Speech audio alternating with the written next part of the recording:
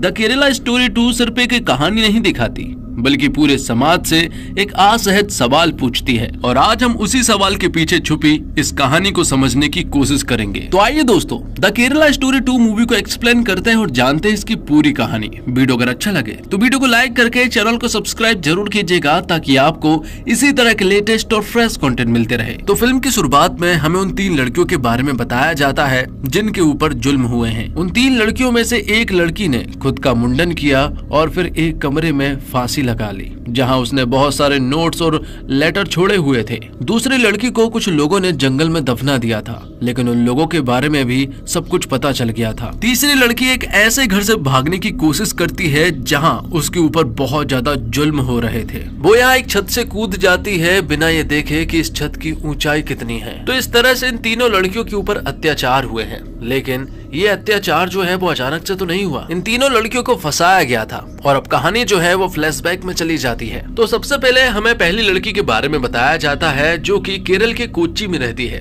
उस लड़की का नाम सुरेखा है जो कि एक हिंदू लड़की है और उसे अपने घर से अच्छी खासी परवरिश मिली है। सुरेखा एक एजुकेटेड लड़की है और घर वालों ने भी उसे हर एक तरह की छूट देकर रखी है, लेकिन सुरेखा को हिंदू धर्म के बारे में बहुत कम मालूम है, इसलिए वो सेकुलर है। वो सभी को मानती है, वो सारे धर्म को मानती है और सभी की इज्जत भी करती है। जिसके बाद हमें मध्य प्रदेश के ग्वालियर की नेहा नाम की लड़की को दिखाया जाता है जो कि जेवलिन थ्रो की एक बहुत ही अच्छी प्लेयर है। नेहा के पिताजी उसे बहुत सपोर्ट करते हैं और वो चाहते हैं कि नेहा एक दिन नेशनल खेले। नेहा के पिताजी ने ये कहकर रखा है कि जिस दिन नेहा नेशनल खेल लेगी उसी के बाद उसकी शादी होगी। नेहा के पिताजी स्ट्रिक्ट नहीं है बल्कि वो नेहा की भलाई चाहते हैं और नेहा भी पूरी तरह से आजाद है, उसके सारे फैसले खुद के होते हैं। जिसके बाद राजस्थान के जोधपुर की दिव्या को दिखाया जाता है जो कि एक कंटेंट क्रिएटर है। दिव्या को इंस्टाग्राम पर रील्स बनाने का बहुत शौक है और घर वालों ने भी परमिशन दे रखी है। दिव्या को डांस करना बहुत पसंद है और घर वालों ने ये कहकर रखा है कि वो ग्लैमरस वाली रील ना बनाए। जिस दिन उसने ग्लैमरस वाली रील बनाई उस दिन उसका मोबाइल छीन लिया जाएगा। और दिव्या जो है वो सिर्फ 16 साल की है। यहाँ हमें एक बात और मालूम चलती है कि दिव्या का एक बॉयफ्रेंड भी है जिसका नाम रशीद है। रशीद यहाँ दिव्या से बहुत प्यार करता है और दिव्या भी रशीद को बहुत प्यार करती है। और तो और रशीद जो है वो यहाँ दिव्या को बहुत सपोर्ट करता है। रशीद कहता है कि एक दिन आएगा जब तुम बहुत फेमस हो जाओगी, लेकिन रशीद साथ में ये भी कहता है कि अगर तुम्हें फेमस होना है तो तुम्हें सांस्कृतिक डांस को छोड़ना होगा और अपनी रील्स में ग्लैमरस का तड़का लगाना होगा। अगर तुम ये कर लेती हो तो तुम 1 महीने के अंदर ही बहुत ज्यादा फेमस हो जाओगी और मैं तुम्हें पूरा सपोर्ट करूंगा। जिसके बाद हम देखते हैं नेहा को। नेहा भी राजू नाम की लड़की से प्यार करती है। दोनों ही एक दूसरे से बहुत प्यार करते हैं और राजू चाहता है कि नेहा उससे जल्द से जल्द शादी कर ले। जब हमारी शादी हो जाएगी उसके बाद भी तुम अपना खेल जारी रखना। लेकिन नेहा यहाँ पर राजू को समझाती है कि जब तक वो जेवलिन थ्रो में नेशनल नहीं खेल लेती तब तक वो शादी नहीं कर सकती है। यहाँ राजू बताता है कि शादी के बाद भी तुम अपना खेल जारी रखना और मैंने तुम्हारे लिए इंडिया के सबसे बेस्ट कोच को हायर कर रखा है। शादी के बाद वही तुम्हें ट्रेनिंग देंगे और वो तुम्हें जरूर नेशनल खिलाएंगे, लेकिन ये ऑफर तभी लागू होगा जब तुम मुझसे शादी कर लोगी। और अगर तुम्हें मेरे प्यार पर संकोच है तो आज के बाद मुझसे मत मिलना। और यहाँ पर राजू जो है वो अपना हाथ काटने लगता है। ये देखकर नेहा को ऐसा लगता है कि ये बंदा सचमुच मुझसे बहुत प्यार करता है, इसलिए नेहा भी यहाँ राजू की हाँ में हाँ मिलाने लगती है। आगे हम देखते हैं कि सुरेखा भी एक लड़के से प्यार करती है जिसका नाम सलीम है। सलीम की एक शादी हो चुकी है और उसका एक बेटा भी है, लेकिन सलीम ने सुरेखा से ये कहकर रखा है कि वो जल्द से जल्द अपनी वाइफ को तलाक देने वाला है और फिर अपनी पूरी जिंदगी वो तुम्हारे साथ बिताने वाला है। लेकिन सुरेखा एक हिंदू है और सलीम एक मुस्लिम, इसलिए सुरेखा यहाँ पर सलीम से कहती है कि जब हमारी शादी होगी तो मैं ये नहीं चाहती हूँ कि मेरा धर्म जो है वो कन्वर्ट हो, इसलिए मैं कन्वर्ट तो नहीं होने वाली। तो यहाँ पर सलीम कहता है कि हमारा देश जो है वो समानता का अधिकार रखने वाला देश है, इसलिए तुम्हें जैसा रहना है तुम वैसी रहोगी। ये सारी बातें सुनने के बाद यहाँ सुरेखा को ऐसा लगता है कि मेरा सलीम बहुत अलग है। पर सलीम यहाँ पर सुरेखा से यह कहता है कि अच्छा यही होगा कि हम एक दूसरे को समझ लें, इसलिए मैं चाहता हूँ कि हम लिविंग में रह लें। सुरेखा जब ये सुनती है तो उसे ये आइडिया बहुत पसंद आया और वो सलीम से कहती है कि वो आज ही इसके बारे में घर वालों से बात करेगी। और दूसरी तरफ हम देखते हैं कि राजू ने यहाँ नेहा को मना लिया था शादी करने के लिए, क्योंकि कुछ दिनों से नेहा को लड़के वाले देखने के लिए आ रहे हैं और नेहा ये नहीं चाहती है कि राजू जैसा सपोर्टिव बंदा जो है वो हाथ से निकल जाए। राजू कहता है कि अगर हमने एक बार शादी कर ली और फिर हम घर वालों को बताएंगे, जब हम घर वालों को बताएंगे तो उन्हें तो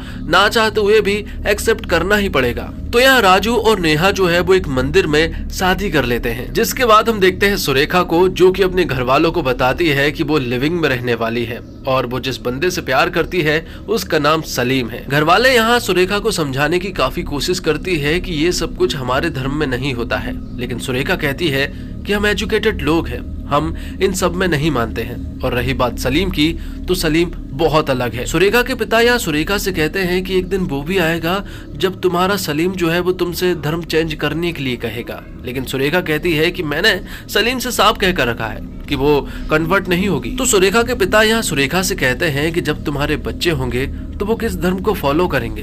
तो सुरेखा कहती है कि बच्चे किसी भी धर्म को फॉलो करें, वो बस अच्छे रहने चाहिए, और वैसे भी हम इतने आगे के बारे में क्यों सोच रहे हैं। अब आगे हम देखते हैं कि दिव्या जो है वो रसीद के कहने पर अब ग्लैमरस वाली रील बनाना स्टार्ट कर देती है। पिछली कुछ रील्स उसने अपलोड की है जो कि फुल ग्लैमरस वाली थी और वो बहुत ही ज्यादा वायरल हुई है, जिस वजह से दिव्या का ग्लैमरस वाली रील में इंटरेस्ट बढ़ता ही जा रहा है। लेकिन घर वालों ने यहाँ दिव्या को काफी बार समझाया है, लेकिन दिव्या नहीं मान रही थी। आए दिन दिव्या के घर में झगड़े हो रहे थे। दिव्या को ऐसा लगता है कि उसके घर वाले जो है वो उसे आजादी नहीं देते हैं, इसी वजह से दिव्या को बहुत बुरा लगता है। एक दिन तो ऐसा हुआ था जब दिव्या जो है वो रील बना रही थी, तो दिव्या के घर वालों ने उसके कमरे की लाइट बंद कर दी थी। ये देखकर दिव्या को बहुत गुस्सा आया। आगे हम देखते हैं कि नेहा के घर लड़के वाले आते हैं जो कि नेहा को देखने के लिए आए थे, लेकिन उन्हें ये बात नहीं पता है कि नेहा की तो शादी हो चुकी है। ये बात नेहा के माता पिता को भी नहीं पता है,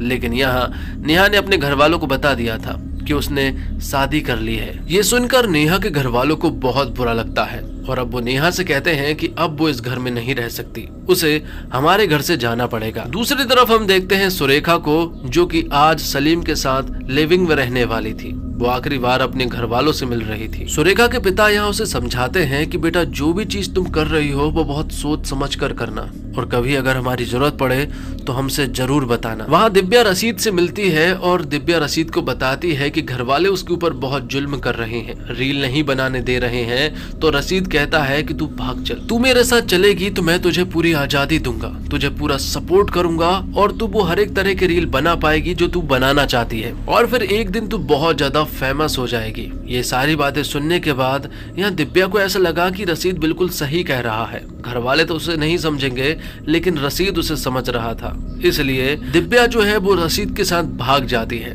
जो कि सिर्फ 16 साल की है। तो इस तरह से ये तीनों लड़कियां, मतलब कि नेहा, दिव्या और सुरेखा जो है वो अपने अपने घर से किसी दूसरे घर में जा चुकी थी, और अब यहाँ से उनकी एक नई कहानी स्टार्ट होने वाली है जो उन्होंने सपने में भी नहीं सोची थी। सबसे पहले दिव्या जब रसीद के घर पहुंची तो उसने देखा कि रसीद का घर का माहौल जो है वो बहुत ही अलग है, लेकिन दिव्या के दिमाग में सिर्फ और सिर्फ रील चल रही थी, आजादी चल रही थी, हर एक तरह की वो रील बना पाएगी, यही सारी चीजें दिव्या सोच रही थी। लेकिन उसने ये नहीं सोचा कि आखिरकार वो रसीद के घर के माहौल को कैसे एक्सेप्ट करेगी। दूसरी तरफ हम देखते हैं नेहा को। नेहा राजू के साथ रहने तो लगी थी, लेकिन नेहा को एक बहुत बड़ी बात ये नहीं मालूम है कि जिसे वो राजू समझ रही है असल में वो राजू नहीं है, बल्कि उसका नाम मोहम्मद फैजान है। लेकिन ये बात फैजान ने नेहा को नहीं बताई थी, और जब उसने नेहा को बताई तो नेहा यहाँ फैजान के ऊपर बहुत गुस्सा करती है और उसे थप्पड़ भी लगाती है। लेकिन फैजान कहता है कि अगर मैं तुम्हें असली नाम से पटाता तो शायद तुम मेरी बात नहीं मानती,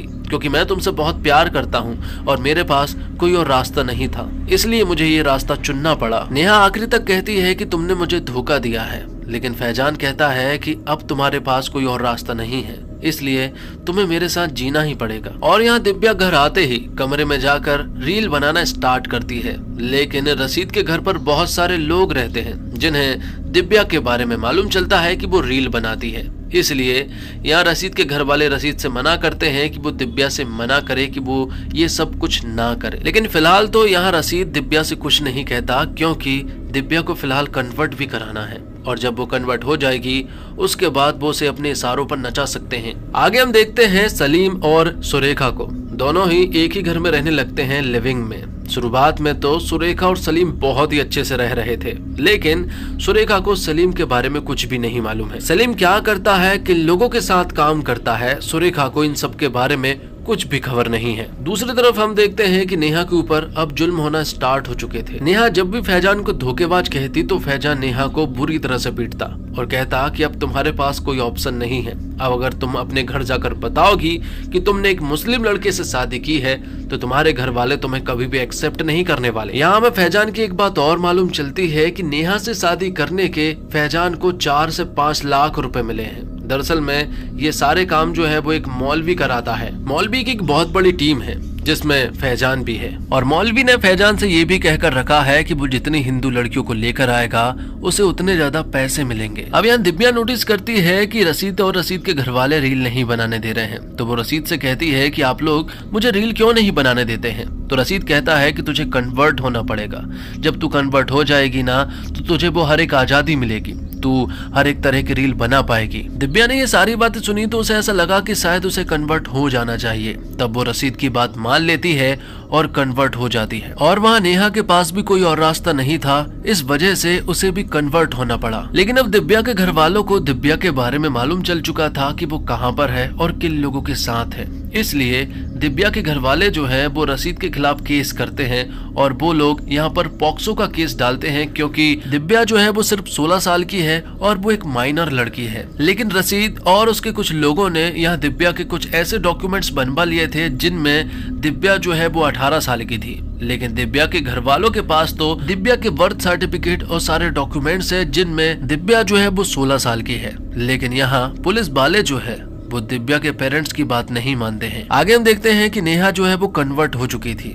और अब फैजान चाहता है कि अब उन दोनों की शादी जो है वो एक बार मुस्लिम रिवाज से हो, क्योंकि उनकी पहले शादी हुई थी और वो हिंदू रिवाज से हुई थी। तो अब नेहा और फैजान यहाँ पर शादी कर लेते हैं और यहाँ पर वो मौलवी भी मौजूद है जिसके लिए फैजान काम करता है, और वो मौलवी यहाँ फैजान से कहता है कि तुम्हारी बीबी को कुछ दिनों के लिए यहीं पर छोड़ जाओ। फैजान को यहाँ कोई फर्क नहीं पड़ता कि उसकी बीबी यहाँ पर रहे, क्योंकि वो तो हमेशा से उस मौलवी के लिए काम करता है। तब नेहा को मौलवी के घर पर ही रहना पड़ता है। तब वो मौलवी नेहा के साथ वो सब कुछ करता है जो किसी ने सपने में भी नहीं सोचा था। नेहा को उस मौलवी के घर पर लगभग 40 दिन तक रहना पड़ा था, जिसके बाद नेहा फैजान के घर पर आ जाती है और फैजान अपनी अम्मी से बात कर रहा था। वो कहता है कि नेहा को यहाँ पर लाने के 5 लाख रुपए मिले थे, लेकिन अगर किसी बामन लड़की को अगर वो लाएगा ना तो उसे 12 लाख रुपए मिलेंगे। फैजान की अम्मी कहती है तो फिर इस लड़की का क्या करना है। फैजान कहता है कि इसके साथ वही करो जो कि सभी लोग इसके साथ करना चाहते हैं, पर सबसे पैसे जरूर ले लेना।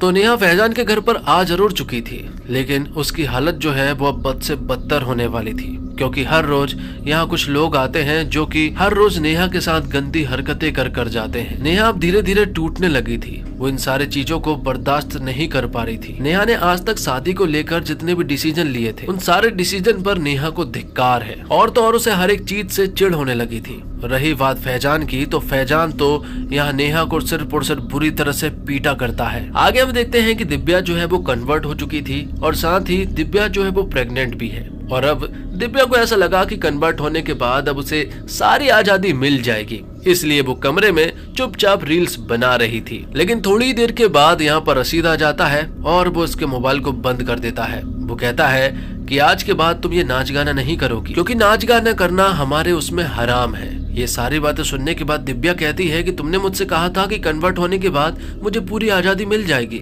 मैं हर एक तरह की रील्स बना सकती हूँ। लेकिन यहाँ रसीद कहता है कि अगर मैंने तुमसे ये सब कुछ पहले बोल दिया होता तो फिर तुम कन्वर्ट होती क्या। ये सुनने के बाद दिव्या को ऐसा लगा कि उसका रसीद जो है वो उसे धोखा दे रहा है। तब वो उसे चांटा मारती है और अब यहाँ रसीद भी दिव्या के ऊपर हाथ उठा देता है और उसे बहुत ही बुरी तरह से पीटता है। आगे हम देखते हैं सलीम और सुरेखा को, जो कि अपनी लिविंग वाली लाइफ जी रहे थे, कि तभी अचानक से सलीम के घर पर उसकी वाइफ और उसका बच्चा आ जाता है। ये देखकर सुरेखा यहाँ सलीम को बहुत चिल्लाने लगती है कि ये तुम्हारी एक्स वाइफ यहाँ पर क्या कर रही है। तो यहाँ पर सलीम की वाइफ कहती है कि अभी मैं एक्स नहीं हूँ, बल्कि मैं अभी वाइफ ही हूँ, क्योंकि मुझे अभी तलाक नहीं दिया गया है। जब ये सारी बातें सुरेखा ने सुनी तो सलीम को वो कमरे में ले जाती है और कहती है कि ये सब कुछ क्या है। तब सलीम कहता है कि मेरे पास मेहर की रकम नहीं है, जिस वजह से मैं अपनी पत्नी को तलाक नहीं दे पा रहा हूँ। बस कुछ दिनों की बात है, जिसके बाद उसकी पत्नी यहाँ से चली जाएगी। तो अब सलीम की वाइफ जो है वो यहाँ इन लोगों के साथ रहने लगती है।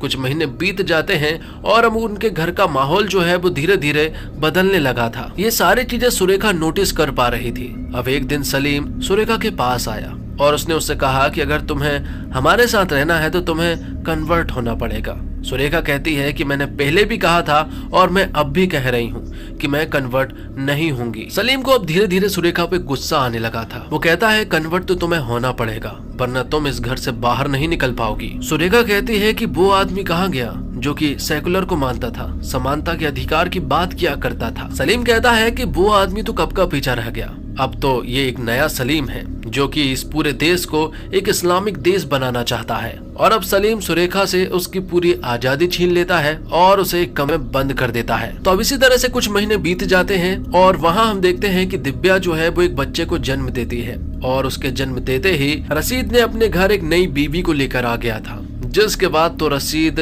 अपनी नई बीवी के साथ रहता और यहाँ दिव्या को बहुत ही बुरी तरह से पीटता। रशीद ने अपनी नई बीवी को बताकर रखा है कि दिव्या के चाल चलन जो है वो बहुत ही ज्यादा खराब थे, इसी वजह से उससे कभी भी नहीं पटी और जो बच्चा हुआ है ना उसे तो ये भी नहीं लगता कि ये बच्चा मेरा है। दूसरी तरफ नेहा की जिंदगी पूरी तरह से नर्क बन चुकी थी। वो ना तो यहाँ खुद को खत्म कर सकती है और ना ही इस घर से भाग सकती है और ना ही उसके पास कोई मोबाइल है कि वो अपने घर वालों को बताए या फिर पुलिस को कॉल करे, क्योंकि उसके साथ जो हो रहा था वो जुल्म नहीं बल्कि एक गुनाह था। उसने कई बार फैजान के सामने भीख भी मांगी लेकिन कोई भी फायदा नहीं हुआ, क्योंकि नेहा के साथ तो अत्याचार दिनों दिन बढ़ते ही जा रहे थे। आगे हम देखते हैं सुरेखा को। सुरेखा एक ऐसी लड़की थी जिसका ब्रेन वॉश नहीं हुआ था, लेकिन फिलहाल तो उसके ऊपर जाती हो रही थी, क्योंकि यहाँ पर सलीम की वाइफ के साथ और भी औरतें थे जो कि यहाँ सुरेखा के ऊपर जुल्म कर रही थी। साथ ही यहाँ पर वो सभी मिलकर सुरेखा को बीफ खिलाते हैं। सुरेखा ने कई बार मना किया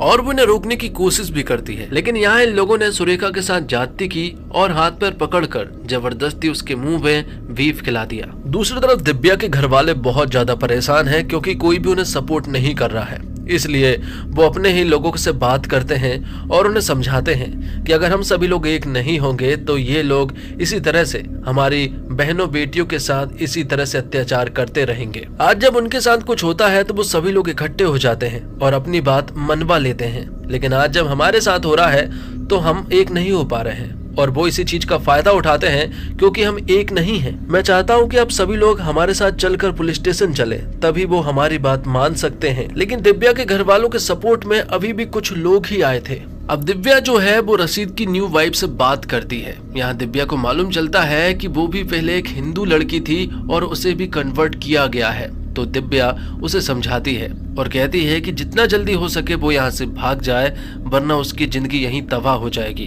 तब वो नई लड़की भी यहाँ दिव्या को सपोर्ट करती है और उसे मोबाइल देती है। वो यहाँ अपने पिता से बात करती है तो पिता उसे एक सजेशन देते हैं कि अगर वो एक वीडियो बनाकर हमारे पास भेज दे तो हम आगे की कार्रवाई कर सकते हैं। तो यहाँ पर दिव्या ऐसा ही करती है। वो एक वीडियो बनाती है और जब उसे पोस्ट करने ही वाली थी कि तभी यहाँ पर रशीद आ जाता है और उसने दिव्या को पोस्ट करते हुए वो वीडियो देख लिया था।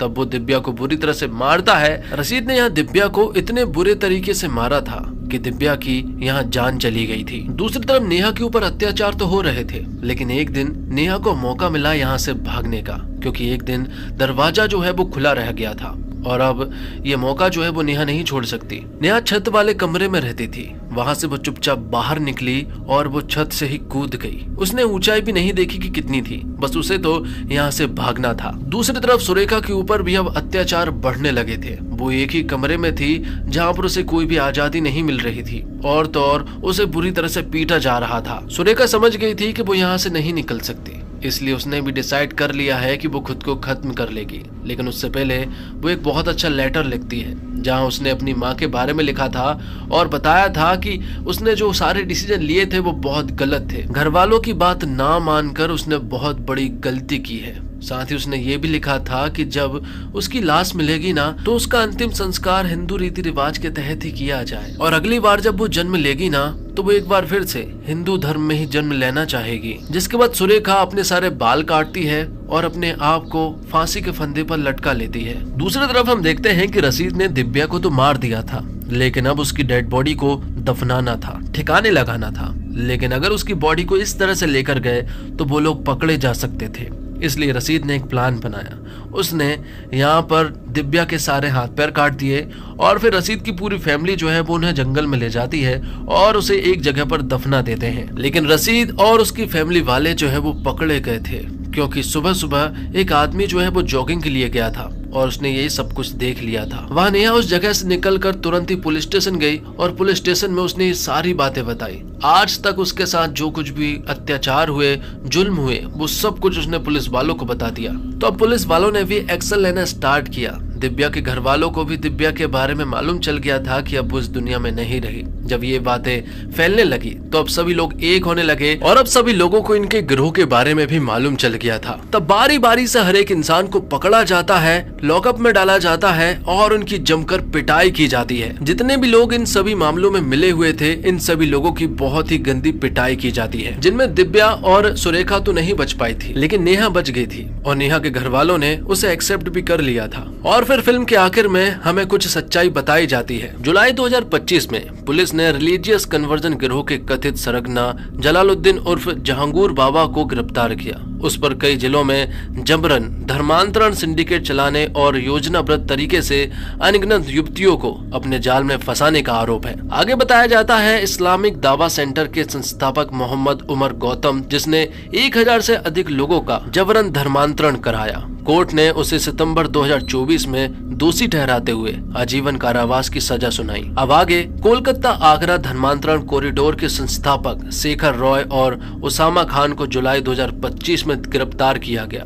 कथित रूप से इन पर एक अंतरराज्यीय धर्मांतरण की साजिश रचने और पश्चिम बंगाल व उत्तर प्रदेश की अनगिनत युवतियों को बहला फुसलाकर और डरा धमकाकर सुनियोजित रूप से निशाना बनाने का आरोप है। जिसके बाद जुलाई 2025 में उत्तर प्रदेश पुलिस ने मिशन अस्मिता के तहत एक बड़ी कार्रवाई और अनगिनत महिलाओं को निशाना बनाने वाले एक अंतरराज्यीय धर्मांतरण सिंडिकेट का पर्दाफाश किया। इसमें राजस्थान से जुनैद कुरैशी और मोहम्मद अली जैसे मुख्य आरोपी गिरफ्तार हुए। इसी मिशन के तहत पुलिस ने अब्दुल रहमान और 10 से अन्य हाई लेवल ऑपरेटिव्स को गिरफ्तार किया, जो कथित तौर पर देहरादून से जबरन धर्मांतरण अभियान को चला रहे थे। इनके काले कारनामों का खुलासा तब हुआ जब 2 बहनों के लापता होने पर भारी हंगामा मचा। तो अब से सहेंगे नहीं, लड़ेंगे। तो दोस्तों, यह फिल्म हमें किसी एक इंसान, किसी एक धर्म या किसी एक सोच के खिलाफ खड़ा नहीं करती, बल्कि यह हमें खुद से सवाल करने के लिए मजबूर करती है। सवाल ये नहीं है कि कहानी किसकी है, सवाल ये है कि कहानी ऐसे मोड़ तक पहुंची ही क्यों। यह संदेश हमें याद दिलाता है कि प्यार, भरोसा और भावनाएं इंसान की सबसे बड़ी ताकत भी हो सकती है और सबसे बड़ी कमजोरी भी। अगर इन्हें बिना समझे, बिना सवाल किए किसी के हाथ में सौंप दिया जाए तो फिर जिंदगी से निराशा ही हाथ लगेगी। फिल्म यह दिखाती है कि किसी भी समाज में गलत रास्ते अचानक नहीं बनते, वह छोटे छोटे असर से जन्म लेते हैं। एक बात, एक भरोसा, एक वादा और फिर धीरे धीरे सोच की दिशा बदल जाती है। यह संदेश हमें यह भी सिखाता है कि आज की दुनिया में सबसे जरूरी चीज है जागरूकता, क्योंकि जब इंसान सवाल पूछना छोड़ देता है तभी कोई और उसके लिए जवाब तय करने लगता है। यह कहानी हमें यह नहीं कहती कि कौन सही है और कौन गलत, बल्कि यह हमें आगाह करती है कि किसी भी विचारधारा को अपनाना से पहले उसे समझना जरूरी है, परखना जरूरी है और सबसे जरूरी खुद की पहचान को बनाए रखना जरूरी है। द केरला स्टोरी 2 एक और अहम बात पर रोशनी डालती है कि समाज अक्सर तब जागता है जब बहुत देर हो चुकी होती है। यह फिल्म हमें सिखाती है कि जिम्मेदारी सिर्फ सिस्टम की नहीं होती, परिवार की भी होती है, दोस्ती की भी होती है और सबसे ज्यादा हमारी खुद की भी होती है। क्योंकि अगर हम समय रहते अपने पास हो रहे बदलावों को समझ लें तो शायद कई जिंदगियां गलत रास्ते पर जाने से बच सकती हैं। अंत में यह कहानी हमें डराने के लिए नहीं बनी है, यह बनी है सचेत करने के लिए। यह याद दिलाने के लिए कि आजादी का मतलब सिर्फ चुनना नहीं होता, बल्कि सोच समझ कर चुनना होता है। और शायद यही इस फिल्म का सबसे बड़ा संदेश है कि जब बात जिंदगी, पहचान और भविष्य की हो तो खामोशी नहीं, समझदारी सबसे जरूरी होती है। यह फिल्म हमें डराने की कोशिश नहीं करती, बल्कि हमें सचेत रहने की जिम्मेदारी सौंपती है। यह याद दिलाती है कि इंसान की जिंदगी में सबसे बड़ा खतरा हमेशा बाहर से नहीं आता, कई बार वो भरोसे की शक्ल में अंदर ही प्रवेश कर जाता है। यह कहानी दिखाती है कि जब रिश्ते जल्दबाजी में बनाए जाएं, जब फैसले सिर्फ भावनाओं पर टिके हों और जब सवाल पूछना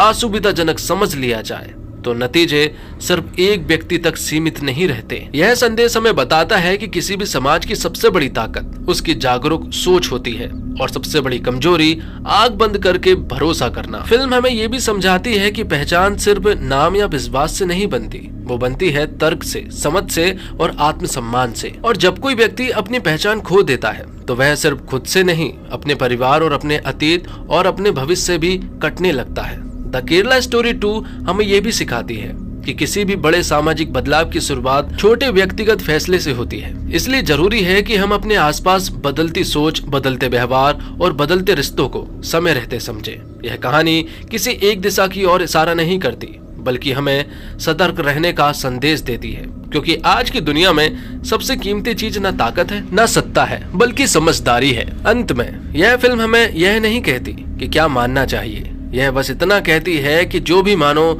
समझ कर मानो, जो भी चुनो सोच कर चुनो, क्योंकि जब फैसले जागरूक होकर लिए जाते हैं तो जिंदगियां गलत रास्ते पर भटकने से बच जाती हैं। और शायद यही इस कहानी का सबसे गहरा अर्थ है। अंत में यह फिल्म हमें किसी नतीजे तक पहुंचने से पहले एक पल रुकने का मजबूर करती है। यह हमें बताती है कि हर कहानी का सबसे खतरनाक हिस्सा उसका अंत नहीं होता, बल्कि वह शुरुआत होती है जहाँ इंसान सवाल पूछना छोड़ देता है। यह कहानी हमें सिखाती है कि जिंदगी में सही और गलत की पहचान भीड़ तय नहीं करती, भावनाएं तय करती है, बल्कि समझ और विवेक तय करते हैं। कई बार हम सोचते हैं कि हमें सब पता है, कि हम सही हैं, लेकिन यही भरोसा हमें सबसे ज्यादा असुरक्षित बना देता है। द केरला स्टोरी 2 हमें याद दिलाती है कि आजादी का मतलब किसी के पीछे चलना नहीं, बल्कि खुद के लिए सोचने की ताकत रखना है। यह कहानी हमें किसी से डरने को नहीं कहती, बल्कि खुद को मजबूत करने की बात करती है, क्योंकि जब इंसान अपने फैसले खुद लेने लगता है ना, तो कोई भी विचार, कोई भी दबाव उसकी पहचान नहीं छीन सकता। और शायद इस फिल्म में हमें यही सीख मिलती है कि जिंदगी में सबसे जरूरी हथियार गुस्सा नहीं, नफरत नहीं, बल्कि जागरूकता है। अगर यह कहानी आपको सोचने पर मजबूर करती है तो समझ लीजिए फिल्म ने अपना काम कर दिया है, बाकी फैसला आपका है। तो दोस्तों, इसी के साथ ये वीडियो यहीं पर समाप्त होता है। उम्मीद करता हूँ आपको वीडियो पसंद आई होगी। वीडियो पसंद आई हो तो वीडियो को लाइक करके चैनल को सब्सक्राइब जरूर कीजिएगा। आपको फिल्म कैसी लगी इसके बारे में भी आप हमें जरूर बताइएगा। मिलते हैं अगली वीडियो के साथ, तब तक के लिए आप हमारे चैनल के साथ बने रहिए। धन्यवाद। जय हिंद, जय भारत, जय श्री राम।